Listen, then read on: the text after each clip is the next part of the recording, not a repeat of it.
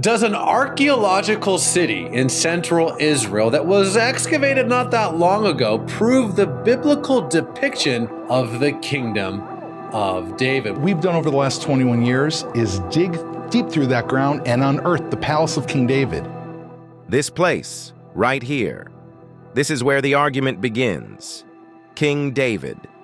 A real king or a legend shaped by time, a ruler of a powerful kingdom or a name that grew bigger than the truth. King David, the united kingdom of Israel. Right after Saul dies, King David unites everyone, creates the capital in Jerusalem. For years, archaeology stayed silent. No palace, no clear seat of power. And slowly a conclusion took hold. Maybe David's kingdom never existed the way history claimed. But what if that conclusion was wrong? These stones don't look symbolic. These walls don't feel ordinary. And this site doesn't behave like a small, forgotten settlement. Something here doesn't fit the story we were told.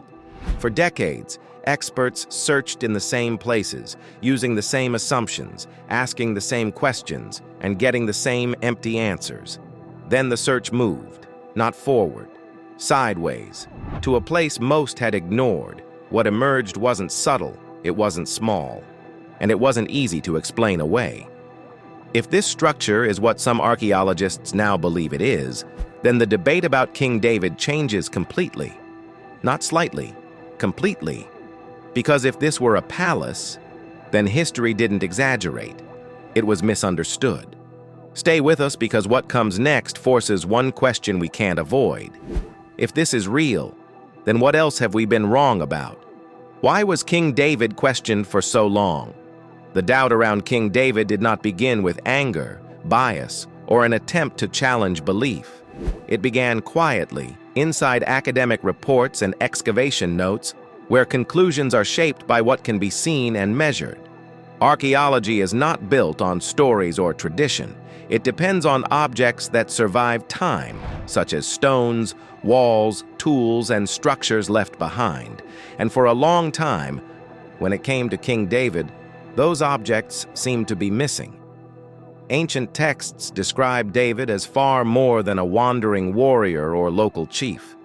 They present him as a ruler who brought together divided tribes, controlled land, and ruled from Jerusalem. Such authority is not small. It requires systems. A kingdom needs storage for food, spaces for planning, areas for defense, and buildings where decisions are made. In simple terms, it needs architecture that reflects power. Palaces, administrative centers, and fortified structures are not details. They are necessities. Yet when archaeologists searched for these signs, the ground remained quiet. Excavations in Jerusalem were carried out again and again over many decades. Through exclusive interviews with archaeologists leading the excavation, we'll bring this ancient story to life. These finds did not match what scholars expected from the capital of a strong kingdom in the 10th century BCE. There were no large complexes, no clear royal quarters, and no structures that confidently pointed to centralized rule. Faced with this gap, scholars did what researchers are trained to do. They adjusted their interpretations. Some suggested that David did exist, but not as the powerful king described in later writings. Others argued he may have been a local leader, influential within a small area, but lacking wider control. Another idea gained ground as well, that later writers may have expanded his story, turning a modest figure into a legendary ruler over time. As these views spread, they slowly shaped education and research.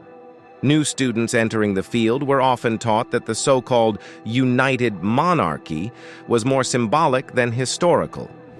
According to this thinking, the idea of a large, organized kingdom was created after the fact, not during David's lifetime. When those marks were missing, the absence itself became evidence. Over time, the missing palace stopped being treated as an unanswered question. It became an argument. Conferences, journals, and textbooks reflected this shift. The lack of physical proof was no longer seen as a problem to solve, but as confirmation that the traditional picture was exaggerated. But archaeology has limits. It works only with what survives. Cities are rebuilt. Stones are reused. Foundations are destroyed by later generations. And sometimes the most important clues are not where everyone expects them to be. History does not always preserve its secrets in obvious places, and that quiet weakness would later become the reason this long-held certainty began to crack. Looking in the wrong place. Jerusalem is layered with history, but that history is not always easy to read. The city of peace, yet Jerusalem today, and has been throughout history. Every stone, every street, every building tells a story, but some stories have been buried, altered, or erased. The city has been rebuilt countless times over thousands of years. Stones from older walls were reused in newer constructions. Foundations were dug up, rearranged, or destroyed. Layers of the past were erased by successive generations. In many cases, what once existed in the 10th century BCE may have vanished entirely, leaving behind little more than fragments. For archaeologists, this creates a major problem. Absence of evidence is not necessarily evidence of absence. Just because something cannot be seen today doesn't mean it never existed. Over time, some archaeologists began to ask a simple but radical question. What if the problem wasn't that King David didn't exist, but that everyone had been looking in the wrong place? Jerusalem, after all, had been the focus of decades of digs. Every hill, every trench, and every old building had been studied extensively. Yet the results were always the same: modest structures, small walls, and signs of limited construction. No palace, no major administrative center. Early kingdoms, they realized, do not always display power at their geographic or political centers first. Sometimes, a kingdom reveals its strength at the edges, where threats are greatest. Borders and strategic locations demand planning, defense, and control. These areas are where authority must act decisively. If a king could organize labor, fortify a position, and maintain oversight in such a location, it would speak volumes about the kingdom's power, even if the capital itself seemed quiet or underdeveloped. This shift in thinking changed the approach entirely. Rather than digging deeper into Jerusalem's crowded and complicated ruins, archaeologists began to explore the surrounding regions. They looked for hills that overlooked valleys, routes that connected major territories, and locations that offered strategic advantage. Places that guarded movement, monitored trade, or controlled borders. These sites could reveal the unseen reach of early kingdoms, far more clearly than the already disturbed layers of a city that had been built over for centuries. That's when one particular site began to stand out. It was not famous. It was not in guidebooks or maps of well-known history. At first glance, it appeared unremarkable, a hill rising above a valley, isolated and quiet. Locals barely noticed it, and early surveys had dismissed it as ordinary. Its name was Khirbet Qeiyafa. I am back in Israel. I'm about to go to a place called Qeiyafa, which is connected with David and the Goliath story. But careful study revealed hints that could not be ignored.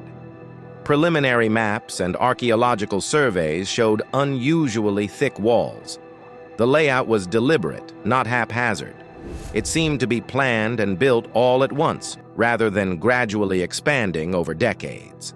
Every line, every stone, every arrangement hinted at organization and purpose. Such a pattern suggested something more than a simple village. It suggested foresight, planning, and authority.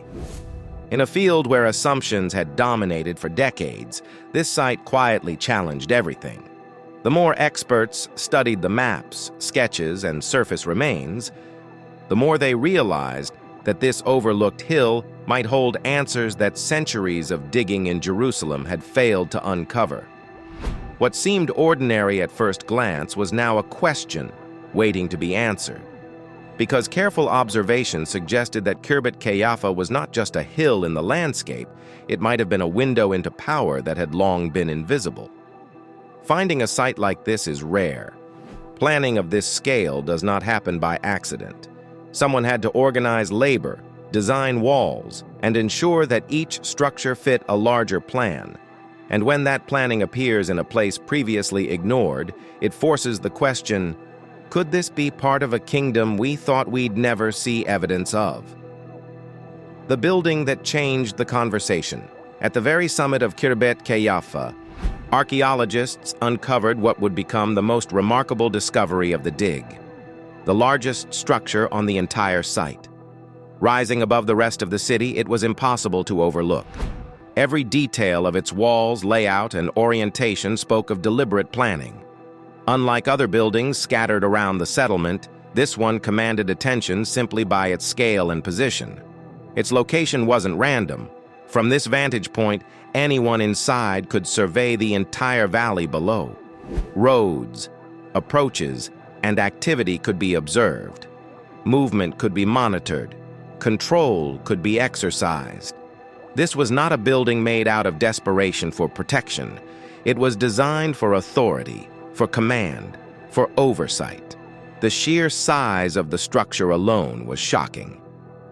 Scholars had long assumed that Judah in the 10th century BCE lacked the infrastructure or organization to support anything beyond modest settlements. Yet here was a building that exceeded any previously known construction from the period. Its walls were thick, strong, and carefully laid. Its rooms were arranged in patterns suggesting administrative or elite use, not simple domestic activity. Every corner, every threshold, and every pathway indicated forethought. This was a central building, created with a purpose far beyond the everyday needs of villagers.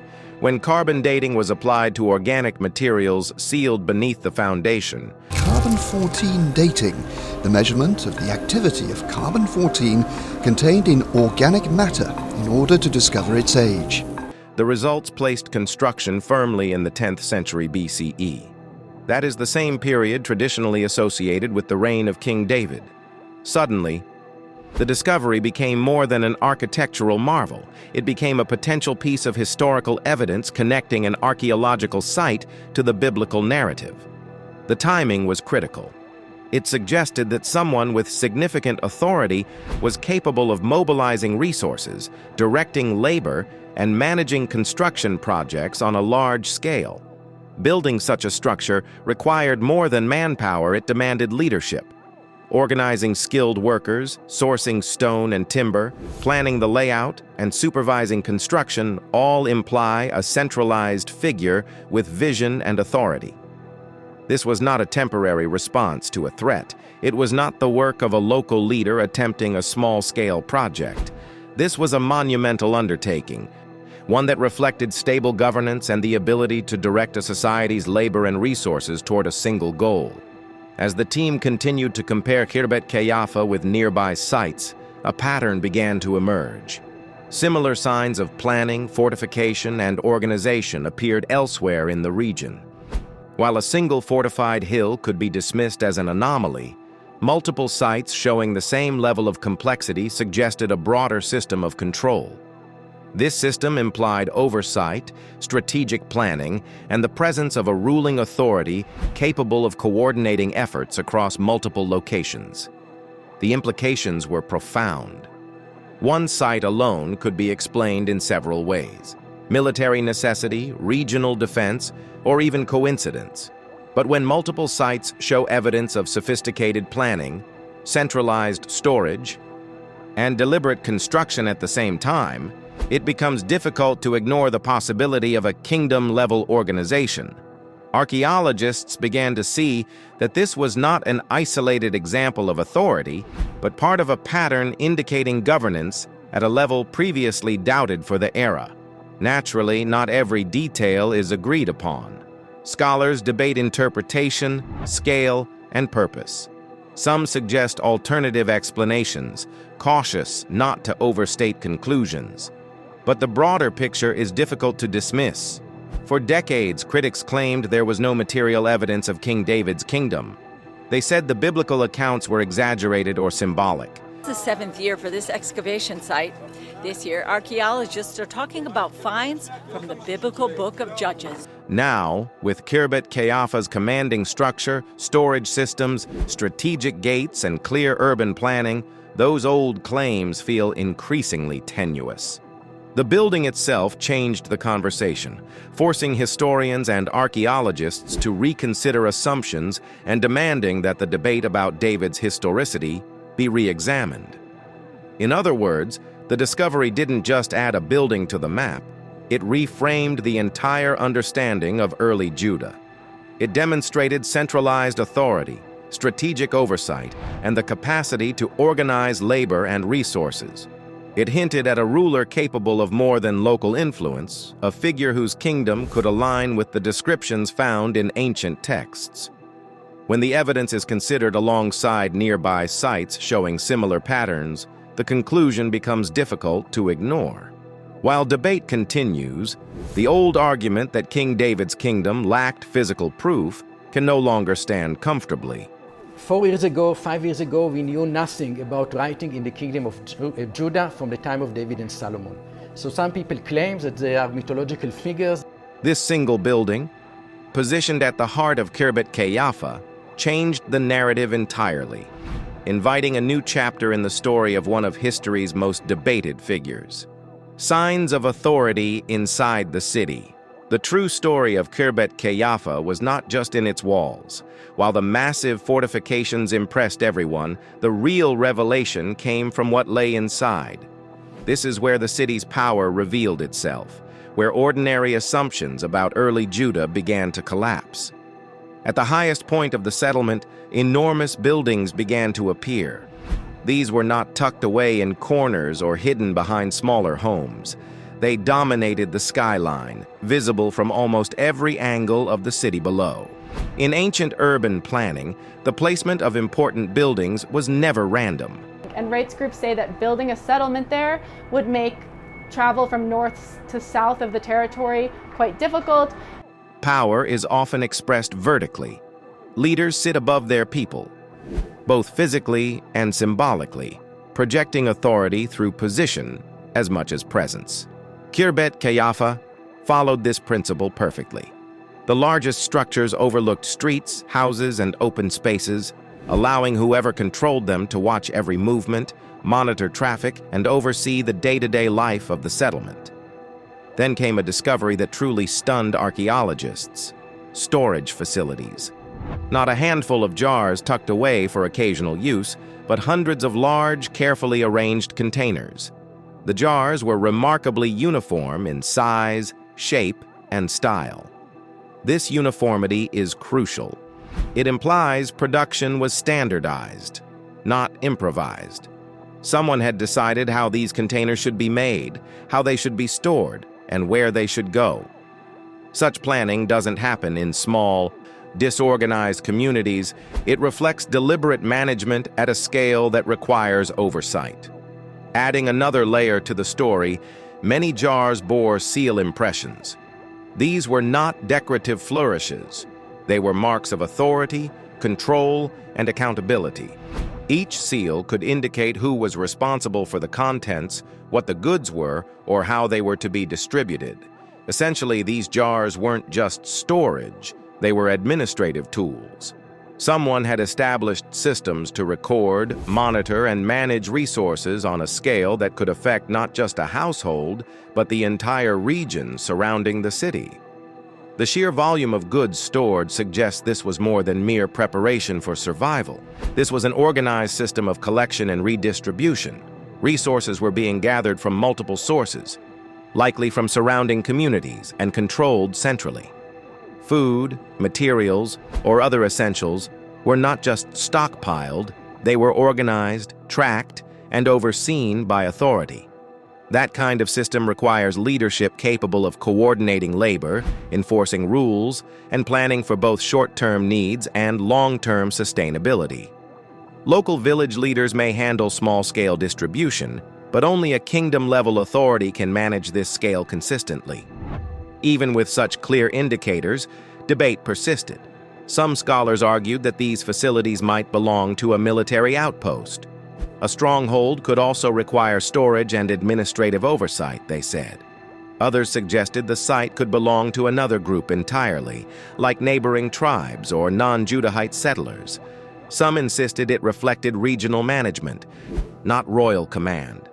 Archaeology has always demanded caution. Extraordinary claims require extraordinary evidence. But each discovery at Khirbet Qeiyafa pushed the limits of these alternative explanations. Patterns began to emerge. The location of the buildings, their scale, the storage system, and the seal impressions together suggested centralized control. Authority wasn't abstract, it was built into the very layout of the city. Whoever governed here could see the people, direct the labor, monitor the resources, and maintain order. The system wasn't random or improvised. It was designed, deliberate, and structured. As more of the site was uncovered, the evidence continued to point in one direction. Someone powerful, someone capable of organizing labor, managing resources, and maintaining control over a city and its surrounding region, was responsible for this settlement. This level of organization suggested governance at a scale beyond that of local leaders. Kingdoms do not emerge from chaos. They emerge from planning, leadership, and oversight. Khirbet Qeiyafa bore all these signs. The critics could argue until the next discovery. Maybe it was military, maybe it was regional, maybe it belonged to another culture. But as the city's secrets unfolded, their arguments began to weaken. The administrative sophistication, the commanding buildings, and the controlled storage systems painted a picture that could no longer be ignored. The final, largest structure waiting to be uncovered would seal the story. But even at this stage, the evidence of authority inside the city was undeniable. Khirbet Qeiyafa was not an ordinary settlement. It was a hub of planning, power, and oversight, a city built to reflect authority and control, the marks of a kingdom in action. The building that changed the conversation. At the very top of Khirbet Qeiyafa, standing above every other structure on the hill, archaeologists uncovered a building that would soon redefine their understanding of early Judah. From the moment its full outline became visible, it demanded attention. This was not a small house or a simple communal hall. It was massively larger than any other structure previously documented from the region during the 10th century BCE. Its scale alone suggested authority, planning, and intention. The design of the building was just as striking as its size. Every wall, every corner, every entrance seemed calculated. This was not haphazard construction. Streets led to it. Open spaces framed it. Its layout allowed for the monitoring of movement throughout the city.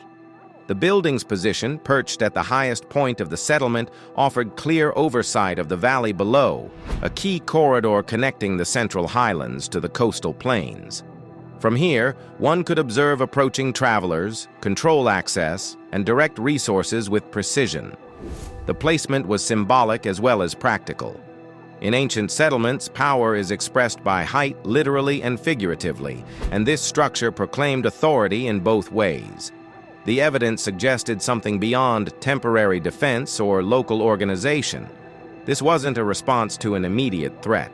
It wasn't a simple fort or shelter. It was a center of control, a command post for managing people, goods, and activities over a wide area. Constructing a building of this magnitude required coordinated labor, reliable supply chains, and long-term planning. Leaders had to organize teams, assign roles, ensure materials were available, and maintain the workforce over months, if not years. The project reflected stability, influence, and governance, not improvisation. Carbon dating reinforced its significance.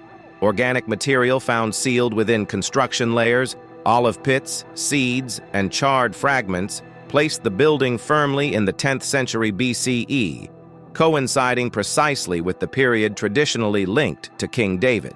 This timing was critical. It wasn't a century or two off.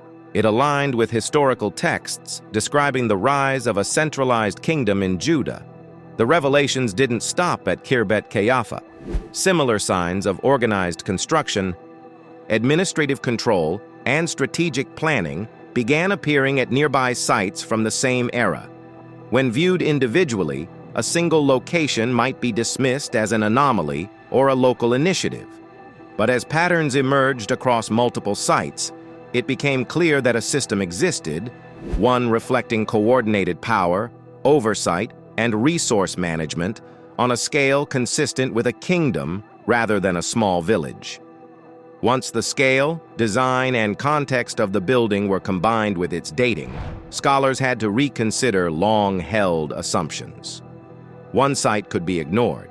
A few similarities could be argued away. But a network of planned settlements with commanding structures, storage facilities, and signs of central authority presented a compelling picture. The framework suggested that someone powerful was at work. When the evidence is filtered through time, location, and scale, the possibilities narrow. Who could have built, controlled, and overseen such a system during this precise period? For many researchers, one name increasingly fits the data better than any alternative: King David. This is not to say every detail is agreed upon. Archaeology rarely offers absolute certainty, but the prior claim that David's kingdom left no tangible evidence is now difficult to defend. This building didn't just add a piece to the puzzle, it changed the conversation entirely. It shifted the narrative from speculation to plausible reality, forcing historians and archaeologists to re-examine centuries of assumptions about early Judah, its leadership, and the historical King David. The conversation about a kingdom that many had once considered myth had begun in earnest, with walls and stones speaking louder than texts alone. This discovery doesn't end the debate. It changes its direction. For years, King David was treated carefully, sometimes quietly reduced, sometimes openly doubted. Not because scholars disliked the story, but because the ground seemed silent. Now that silence is broken. What stands at Qeiyafa isn't a legend carved into stone. It's structure, planning, authority. It's evidence that something organized existed where many said nothing could. Does this prove every detail of ancient texts? No. Does it force history to reconsider long-held assumptions? Absolutely. The past doesn't always reveal itself neatly. Sometimes it waits in places no one expects, until the right questions are asked. And when those answers come, they don't just add facts, they rewrite understanding. If this were a palace, then King David wouldn't just remember. He was real, and his world was far more structured than many believed. If you found this journey into the past meaningful, stay with us.